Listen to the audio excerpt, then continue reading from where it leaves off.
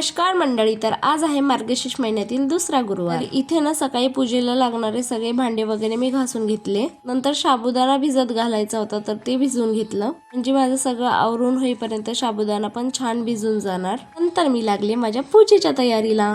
इथे ना सर्वप्रथम गणपती बाप्पाला स्नान घालून घेतले आणि त्यांना त्यांच्या जाग्यावर विराजमान करून घेतलं। मला जशी येईल तशी वेडी वाकडी रांगोळी काढून घेतली। इथे ना मी फरशीचा तुकडा आणला होता रांगोळी काढायसाठी। मागच्या वेळेस मी अशी साधी सोपी पूजा मांडली होती, पण यावेळेस मी नारळाला नथनी वगैरे आणि हार वगैरे पण घातला होता। देवीची ओटी वगैरे भरून घेतली। प्रत्येकाची पूजा मांडायची पद्धत ही वेगवेगळी असते, तर मला जसं सांगितलेलं आहे त्याचप्रमाणे मी इथे केलं होतं। तर इथे ना मी कहाणी वगैरे वाचून घेतली, लगेचच मी आरती वगैरे पण करून घेतली।